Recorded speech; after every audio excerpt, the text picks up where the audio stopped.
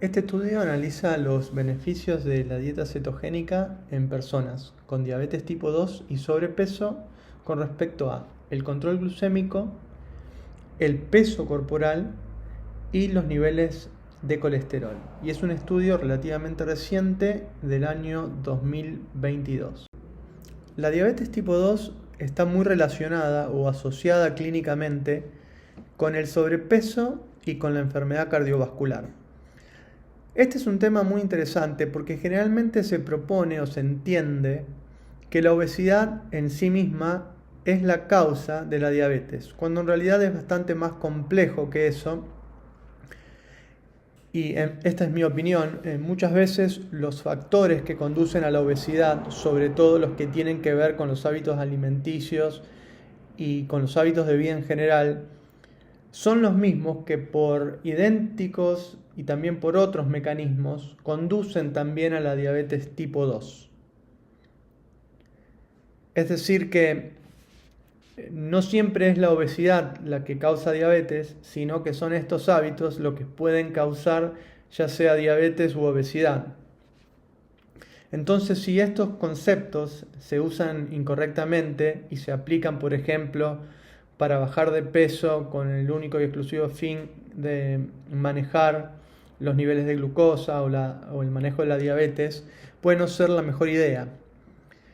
Pero eso es un tema al que no vamos a entrar específicamente en esta presentación.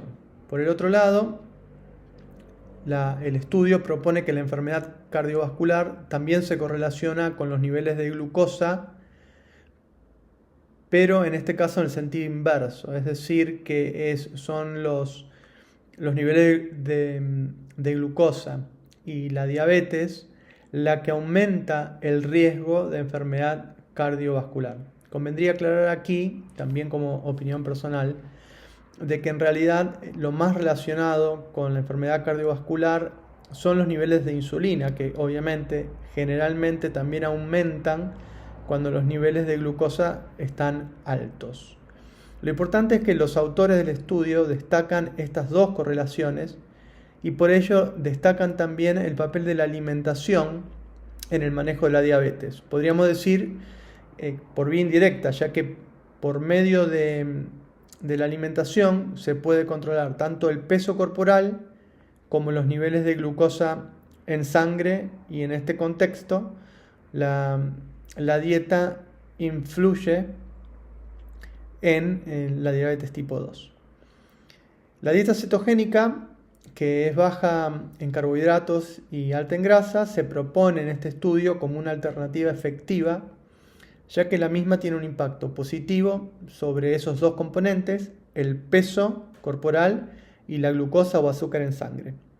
Pero además también lo tiene sobre el perfil lipídico, otra cosa que el estudio investiga. Es decir, con el perfil lipídico me refiero a la combinación de los niveles de colesterol, llamado colesterol bueno, llamado colesterol malo, también los triglicéridos, etc. El estudio busca precisamente echar algo de luz sobre esto y corroborar qué sucede con estos tres aspectos relacionados o asociados a la diabetes tipo 2 cuando se implementa una alimentación cetogénica comparado con lo que pasa con otros tipos de alimentación. Este estudio es además un metaanálisis. El metaanálisis es en rigor una técnica estadística que toma los resultados de varios estudios independientes, es decir, que se realizaron cada uno por su cuenta, pero que tratan todos ellos sobre una misma temática específica. Y lo que se hace es calcular el resultado promedio de esos estudios y permite además ajustar esos resultados. En este caso, además, los 8 estudios incluidos en el metaanálisis son ensayos clínicos aleatorizados. Esto es importante porque este tipo de estudios son los más rigurosos que pueden existir.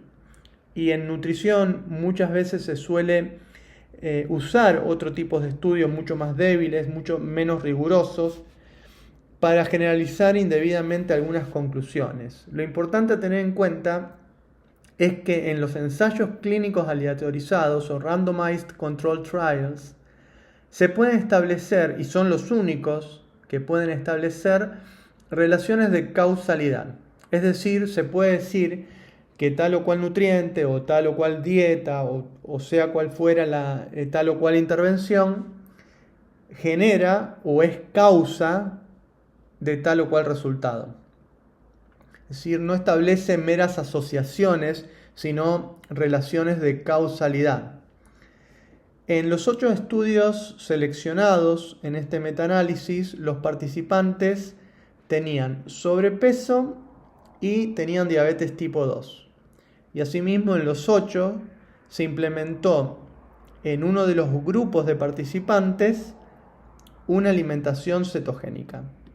¿Cómo funciona? En los ensayos clínicos tenemos siempre 2 grupos de participantes. Un grupo control, que básicamente sigue una dieta normal o directamente no cambian lo que venían haciendo. Y un grupo intervención, que es al cual se le asigna, en este caso, la dieta cetogénica. Y para después compararlos.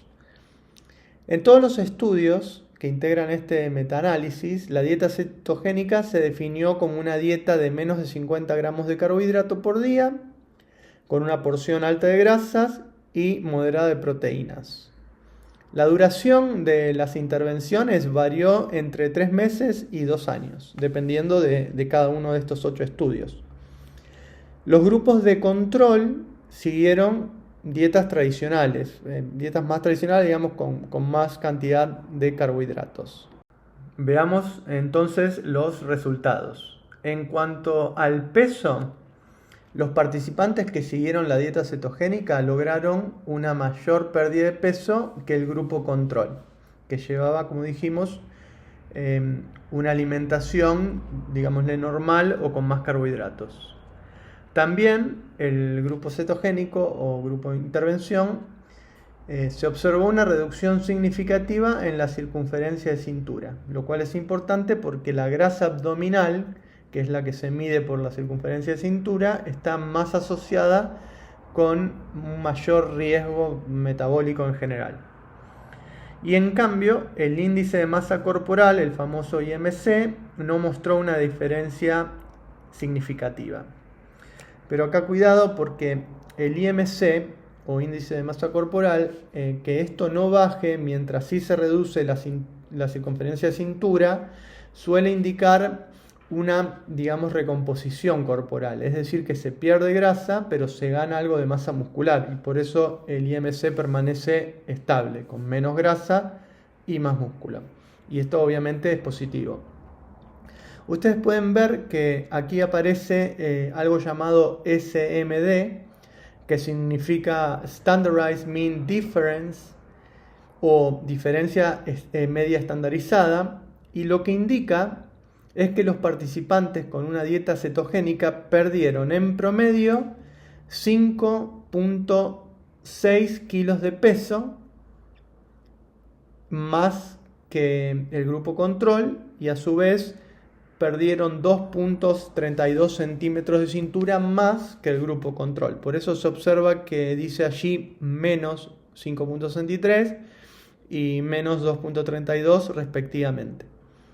Luego, donde dice P, ahí P igual, esto es lo que se conoce como valor P.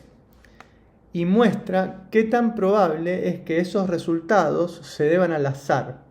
Y en este caso vemos que esos valores son bien bajitos, menores a 1. Y esto nos indica que es muy poco probable, hay casi una nula probabilidad de que los resultados o beneficios que se produjeron en los 8 estudios estudiados en el metaanálisis sean debido a la casualidad o sean debido a cualquier otra cosa que no sea por la intervención misma, en este caso la implementación de la dieta cetogénica. En cuanto a la glucosa o azúcar en sangre, la principal mejora se da en lo que se conoce como hemoglobina glicosilada o HbA1c. Ahí hay una reducción significativa. Este es un marcador del promedio de la glucosa en los últimos 2 a 3 meses.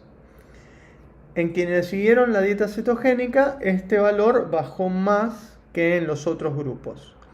Y esto es importante porque es uno de los indicadores, digamos, más usados para evaluar cómo estuvo el control de la diabetes a lo largo de estos 2 o 3 meses. En cambio, otros marcadores como la glucosa en ayunas, la insulina y el índice de OMA no mostraron diferencias estadísticamente significativas entre el grupo cetogénico y el grupo control.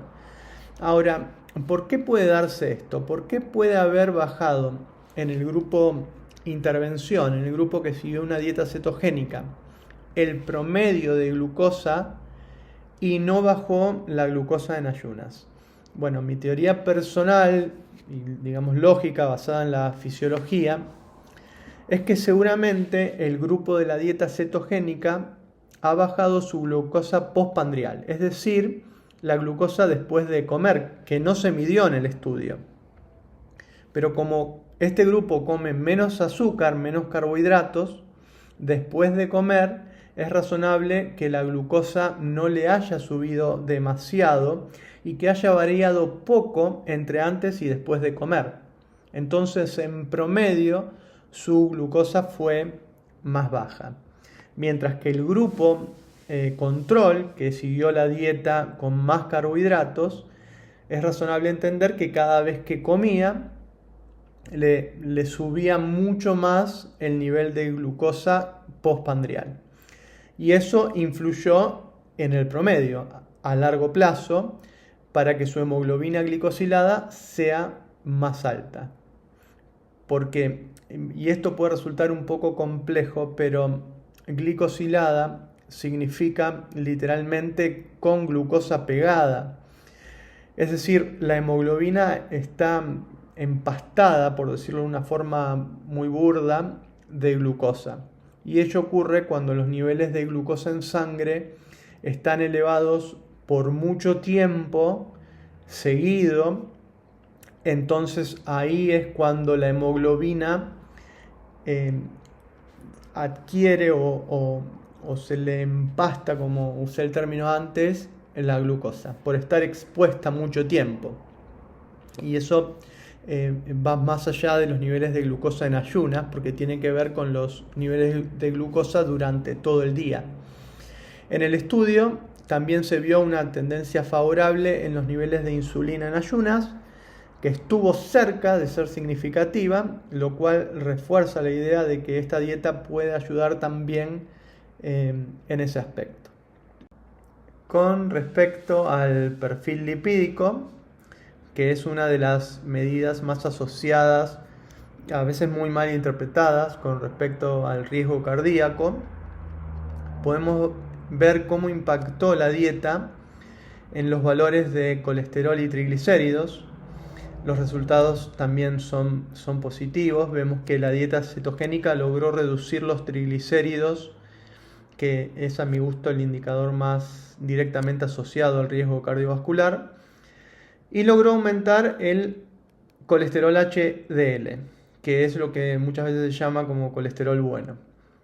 En cambio, no hubo diferencias significativas en cuanto al colesterol total ni en cuanto al colesterol LDL en particular, el mal llamado colesterol malo.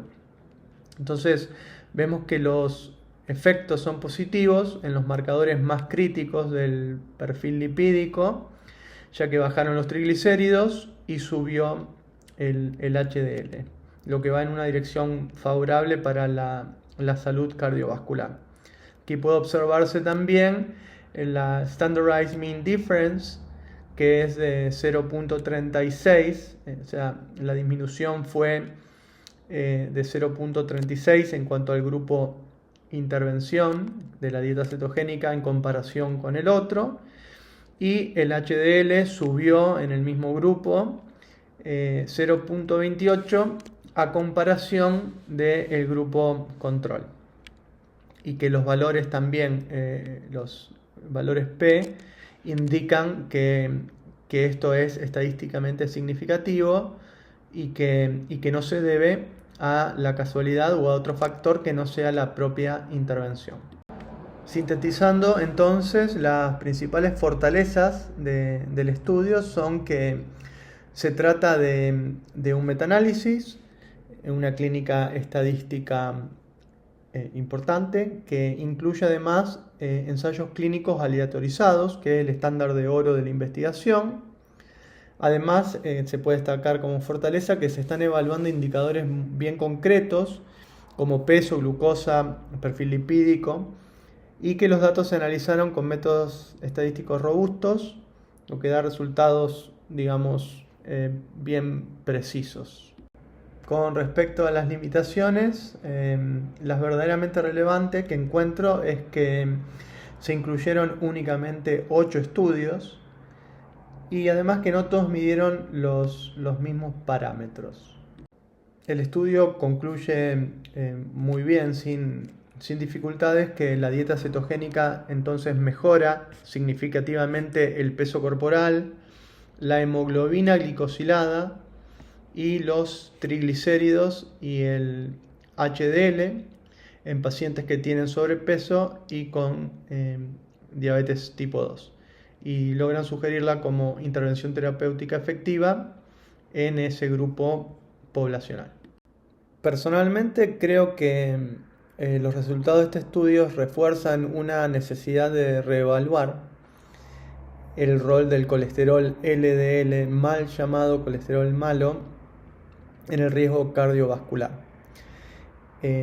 Por un lado, no surge de ese estudio, pero hay suficiente evidencia de que en un contexto de un perfil lipídico correcto, es decir, con triglicéridos que no están elevados, con un HDL en sus rangos óptimos, y por el otro lado con un perfil metabólico también adecuado, con una glucosa que no esté elevada, con una insulina que no esté elevada y que no lo esté, digamos, que esté en rangos óptimos y no en los rangos de laboratorio que se consideran normales.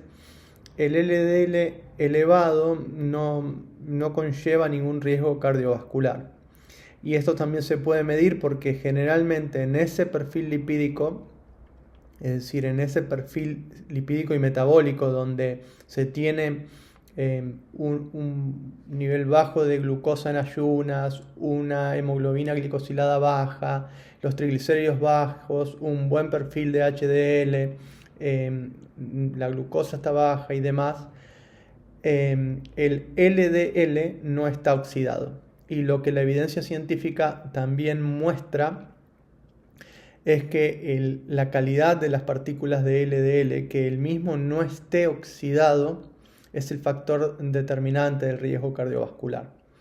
En particular, lo que muestra este estudio y la mayoría de los estudios que comparan la dieta cetogénica con otras dietas es que el perfil metabólico mejora y que el perfil lipídico mejora en todo, como se puede ver acá, menores triglicéridos, mayor HDL. Y lo que a veces ocurre en este tipo de estudio, en este en particular, no hay variación en el colesterol total y en el LDL, y en algunos otros estudios se puede observar que inclusive el colesterol LDL y consecuentemente el total llegan a aumentar. Pero resulta bastante llamativo que mejorando todos los indicadores de salud cardiovascular y aumentando únicamente el LDL, esto puede interpretarse como un riesgo o un agravamiento del riesgo cardíaco. Lo que habría que medir, por supuesto, allí es qué ocurre con la oxidación del LDL, y se necesitan, por supuesto, más estudios para poder determinarlo fehacientemente, pero todo indica que el perfil metabólico y el perfil lipídico mejorado implica un menor riesgo cardiovascular aún ante un aumento del LDL y del colesterol total.